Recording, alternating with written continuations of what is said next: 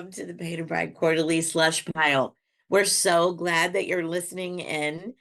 And that's what it feels like for us too. Basically, we are about to have an editorial meeting and you're going to listen in. So that's all there is to it. We hope you enjoy listening as much as we enjoy having these conversations. Today, we are grateful to Georgia Brodsky. But I keep using we, and you don't know who we is. Maybe you do, maybe you don't. I'll start with me. I'm Kathleen Volkmiller. I'm on campus today, which is terrible on a Friday. It's part of my, I keep it as part of my most honored vows to myself, but here I am. Anyway, that's it. And let's see. Should we stay local or we'll go to Jason. Hi, Jason. Oh, you're on mute. Sorry, slushies. I was muted, but I'm back. This is Jason Schneiderman. I'm at home. I'm at home in Hamilton Heights in lovely New York City, and I'll toss it to Sam. Hi, everyone. My name is Samantha Nukebauer, and I am in DC, and it is rainy, kind of Bronte weather here, I like, and I'm going to pass it to our newest person, Isabel in Philly. Hi, I'm the newest Drexel co-op here, and I am in Philly on Drexel's campus as well, and I'll pass it to Dagne. Thanks, Isabel. Dagne Forrest here, up in Canada. We've had the latest Hallmark movie team move in, and all of our snow was gone, and then all of a sudden our main street had fake snow. I was just planning my Christmas lights for the big block Christmas light. I can't even do it. I'm sorry. I wouldn't even call that. It's like the Christmas light contest. They're always like competing over some their ability to win the Christmas light contest in those Hallmark movies, which I love, but it's Canada, guys. Yeah. Yeah. It's not the heartland, it's Canada. This is where the Hallmark movies are made. They're actually not in the heartland, as you say, Jason. So can we stay on Hallmark for a minute, just for 1 minute? My daughter got a Peacock subscription and it automatically came with a Hallmark subscription. So if we're watching something on Peacock, we get commercials for Hallmark movies. And we are just like everyone, we're going, well, that's not real, right? That's a parody, right? Everyone, even the titles, like we should just make a poem that is a list of the titles. They are all truly things like what the heart wants. So I had ChatGPT write a Hallmark Christmas movie, and the title was The Christmas of Christmas. Christmas? The Christmas of Christmas. That would be a winner. I kind of like that title. I feel like that's brilliant. More interesting. Yeah. Sam wants to know more. Like it is interesting just to think about how many worlds are existing that you're not aware of at all, right? I'm really hoping that the Lindsay Lohan Hallmark Christmas movie comeback is amazing. I'm really pulling for Lindsay on this one. Yeah. Okay. All right. I'll get behind Thank that. you, Hallmark, for giving redemption to La Lohan. Yeah. Well, there's absolutely no way to segue to today's poem. Well, there is a way to segue to these poems, which is that Georgia Brodsky, and I will say this because I am recusing myself from voting because Georgia was my student. So I'm recusing myself from voting, but I will talk about the poems because I love these poems. And I will try to persuade everyone to vote. Well, you will know how in my absence of voting. But Georgia loves movies. There is not a movie that Georgia has not seen. That is really funny. The fact that you're just dropping spoiler after spoiler. I love these poems. I'm gonna try to convince everybody. Really, really great. But I will keep my thumbs to myself. That's my favorite Selena Gomez song, right? I keep my thumbs to myself. Yeah, that's too far. Too dad joke. Sorry. It's hands to myself. Oh, what I do it keeps my thumbs to myself. Georgia was lucky to have you as a teacher and is lucky to have you as a supporter. And I think she would also feel very lucky if you read one of the poems to us. Are you starting with The Tavern? Sure. The Tavern. After I cracked the 6-ball off the table, he offered to teach me to drive stick in the parking lot. Before, whiskey in no one's joking size shot glasses, the kind the cool girl in Indiana Jones throws back, then stacks like a champ while men fall off their stools around her. Heavy glasses, no windows, just the door to the lot, to the harbor, eventually, where earlier that day I'd seen a girl my age with a pocket knife cleaning a fish. She'd plucked the eyes out, let them sit on the ground, staring up like a figment in Charlie Kaufman's dreams. Every story is a version of something else. I followed him to his car. I didn't. I laughed and touched his arm. I balled my hands into fists. My body felt something was wrong. I felt nothing. It always turns out all right in the end. It never does. I am the girl who climbed into the truck and the one who got home safe. I taught myself how to drive stick and how to run the table. I'm the girl in the harbor, all eyes. Woo! Woo. Nice Beautiful. reading. Thank you. And that is a cracker of an opener after I cracked the 6 ball off the table. Love that. And we get a Yeah. movie reference. We get Indiana Jones. Yeah, I was wondering if I have to recuse myself from voting because I saw it like 11 times when it came out. So when I saw this, I was like, oh, wow. I was buzzing. That's Margot Kidder, right? And that's Margot Kidder in Indiana Karen Jones. Allen. Karen Allen. Oh, I'm a terrible Karen person. I Allen always is mix up. Marion Ravenwood. Yeah. Lois Yeah. Lane and Marion. I mix them up. Well, I can see why.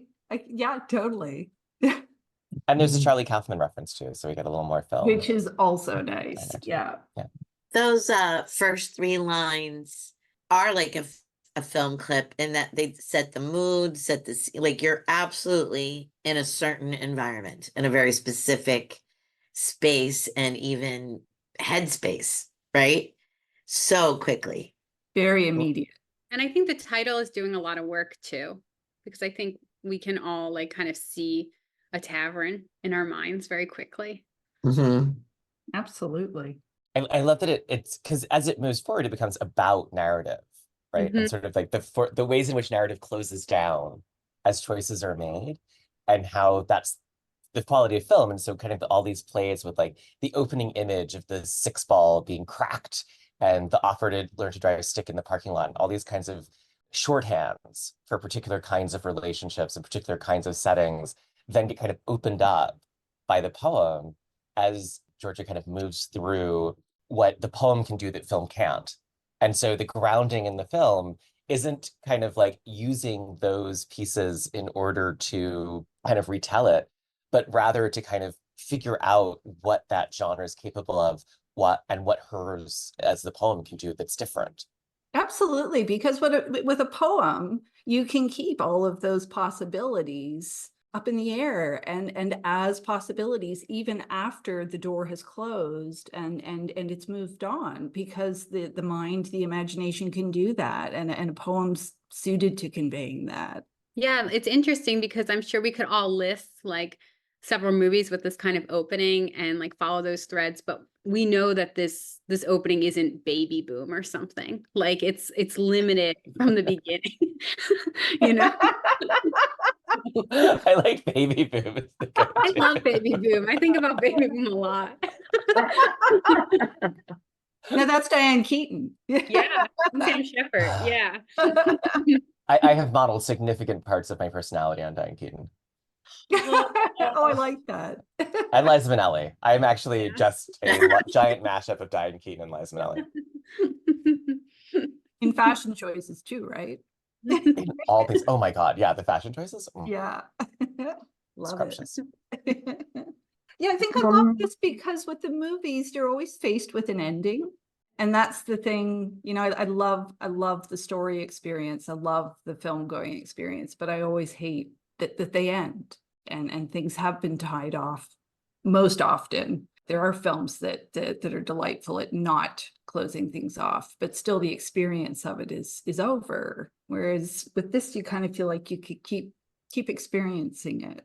Yeah, and I think in the middle, you get that every story is a version, line break of something else. Like, it's nice. It's not spoon feeding you, but it's also grounding you a little bit in like what is happening in this poem too. I like kind of the the level it's operating on in terms of like telling us what it's doing. Yeah, definitely done. I agree. Let's talk about all the dichotomies at the end, the push pull. I followed him to his car. I didn't.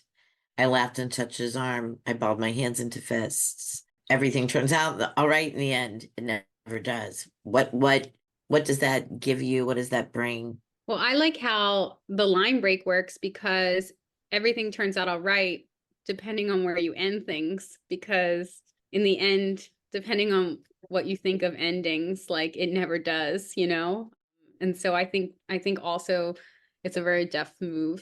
It also opens up the space between the two possibilities that so often, things go right or things go wrong is sort of the only narrative space. And then in kind of having both of them, it opens up something that feels more like life, where it's not as extremely good or extremely bad, but kind of happening in the middle. And by kind of pulling apart, but also keeping together both of those possibilities, there's sort of this new absence of narrative thread line that we end up inside of. Yeah, I love that. It's much more about dwelling in that space, Jason, as you say, that so often doesn't exist in narrative because we come in after something has happened or we see what happens and then we're part of observing the aftermath. And in this case, we're suspended in a wonderful way. I also, okay, no, Isabel, please. When she says, "I'm the girl in the harbor" at the end of the poem, I'm curious if is she the girl with the pocket knife cleaning out the fish? Is like that, like her passing by this girl, then at the end when she says, "I'm the girl in the harbor," is she this girl that she saw earlier in the day? Great question. Oh, I'd read it as like floating in the harbor, like the sort of, the Laura Palmer, the kind of the classic dead girl who follows the guy to the parking lot and ends up floating in the harbor. But I think that reading works too. I think that imagery of the girl because particularly with the fish eyes being plucked out, the all eyes kind of resonates against that really beautifully too. And I think it can be the same girl, right? Because I also saw it as like a woman who had been murdered, but can't that be the same girl, right? As the girl cleaning fish, right? Because all versions, right? Every angle can be a possibility. Mm-hmm. What did you guys think of the stanza structure? The sort of the indentations through the tercets? I don't think I thought about it a lot, but it definitely just felt right. Like I said it before, the first time I read this, I was just like, I love this. But honestly, I'm reading it and rereading it. I like it. It's almost like stepping through because it steps down through each of the stanzas. I felt like it creates like a velocity. Like this kind of a stair step indentation can slow things down or speed things up. And I feel like in this one, it's speeding. It creates a trajectory that you kind of fall into, that somehow the stanza doesn't return all the way to the left, but kind of like brings you a little bit further in the line, if that makes sense. Mm-hmm. I wonder if we're almost ready to vote, too. Are we almost ready to vote? I think so. We're all like loving, I think. I'm going to close my eyes. So while you do Okay. thumbs, I won't know. Okay. I'm recusing and closing eyes. His eyes are really closed. Oh, 1, 2, 3, vote. And it's unanimous. You know what? I was gonna say, even like nepotism directors are like, I don't know whose daughter this is. I'm pretending. well, we all don't know Georgia Brodsky. I think it's valid. No. Oh, absolutely. And it's funny too, we were 4, so it could have actually become a split, but I knew it wouldn't. Could have had a tie-breaking situation. Yeah. So who wants to do At the Raw Bar? I can do it. Okay. At the Raw Bar, housing 3 dozen oysters for our 8th anniversary.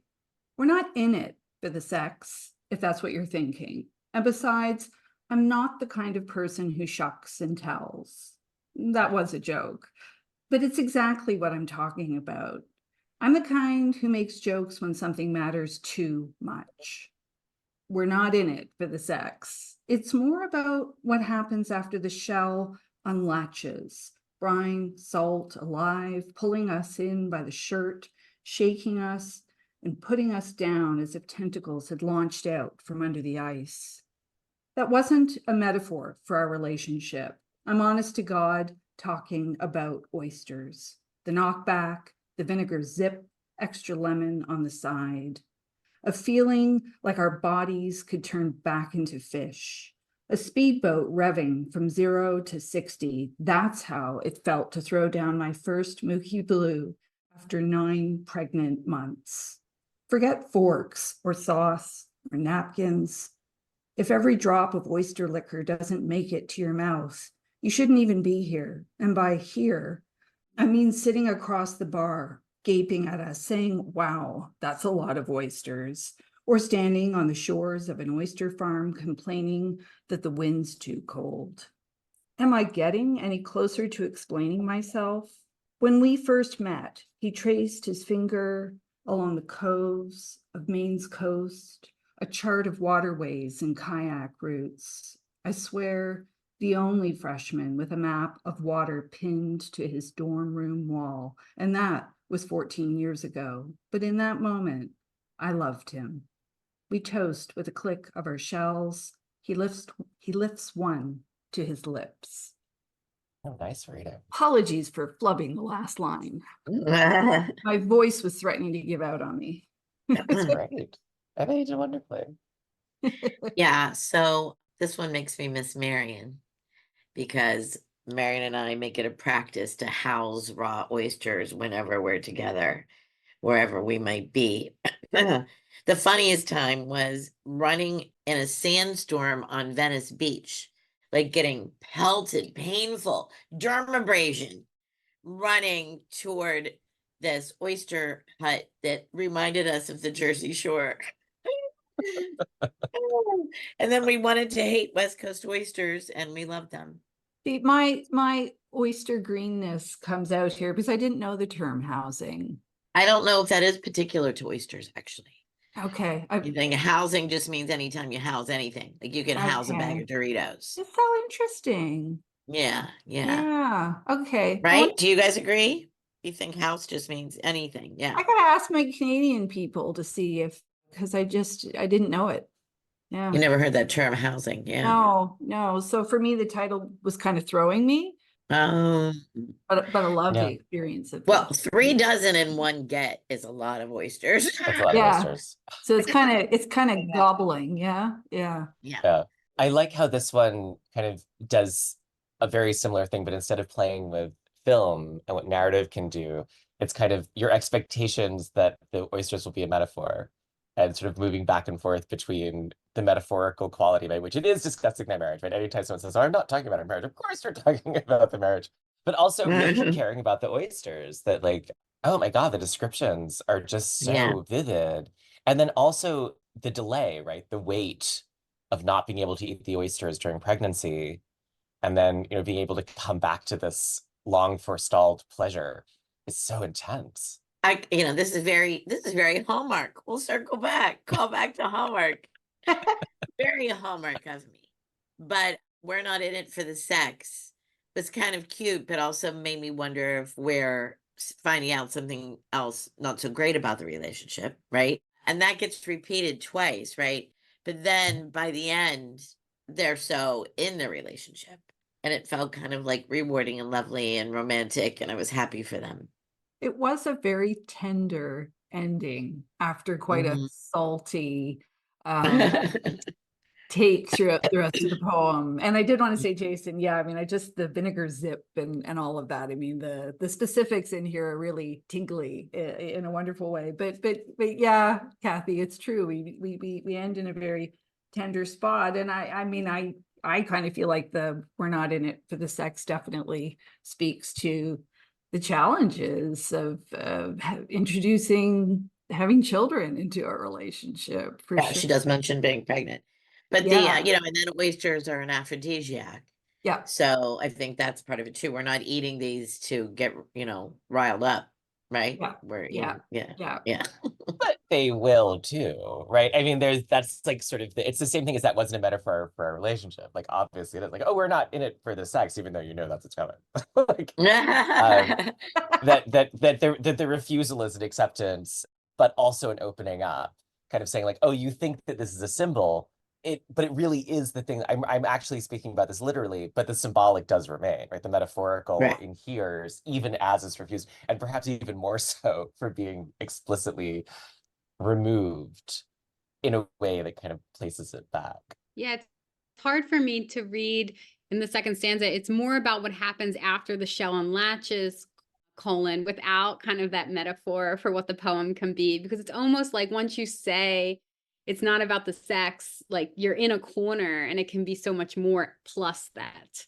So yeah, I think this is just delightful. And it's very lightly handled. Like if you try to sort of pin down the shell unlatching and the tentacles launching, like you're sort of like, oh, like let it kind of hover gently. Yeah, Like yeah. don't push it too hard because it's Yeah. there. But that's the whole point of the poem, is that it's held in a really delicate balance with the real, with what's actually happening. And you do just kind of have to experience it, just let it almost wash over you. Yeah, yeah. And just enjoy the language. I love forget forks.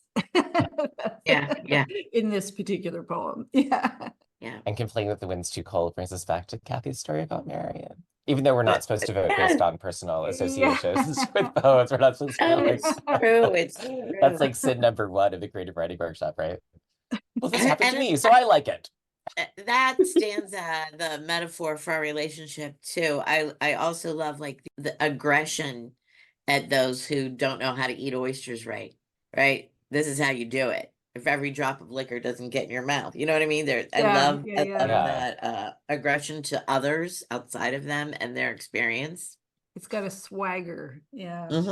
Well, and from the beginning, there's this really strong awareness of the reader, if that's what you're thinking, right? That there's this very strong awareness of the reader who's being spoken to and the corrections that the reader might need. But it's not hostile, right? Like even when it's like, you shouldn't even be here, like that could be such a hostile gesture. And instead it kind of pulls you in because it's sort of like creating this other space of non-intimacy, but you're held in the intimate space. That you're obviously, as the reader, you're not the one who shouldn't be here. This other person who isn't here for that. I think it's really fascinating that it actually kind of pulls you in by creating this other reader that the poem's not for. And then the reader gets collared towards the end of the poem with, am I getting any closer to explaining myself? Which is also a nice move. And I do like that return to the sensual with when we first met, he traced his finger along the coves, because right away it's so much more than pointing at a poster on a wall. Yeah. And I think that's part of like that question, am I getting any closer to explaining myself? Like usually questions are sort of deadly in a poem because you're supposed to know the answer. Right? Like questions are the sign of a first draft. That's what you figure out to bring to the reader. Yeah. But here it's such a generous gesture towards the reader to kind of say like, this is still open-ended, right? I'm still working. I still have to kind of get closer to the thing that I'm trying to say. It implicates you in kind of like joining the struggle to communicate what's actually happening and how the intimacy of the marriage is working. Yeah, and how it could be read. Well, I think is it time for me to close my eyes? It's time for Jason to close his eyes. I think we're ready to vote. Eyes closed. Time for a nap. All right, here we go. 1, 2, 3, vote. And it's in. Weeha. I remember reading this from the get, and I didn't want to say it, and thinking, oh my God, I love this poem. Oh my God, I love this poem. Thank you so much, Georgia Brodsky. Anybody have anything else to say? Any other comments, questions? All right, then, slushies, let us know how we're doing and keep reading. Woohoo!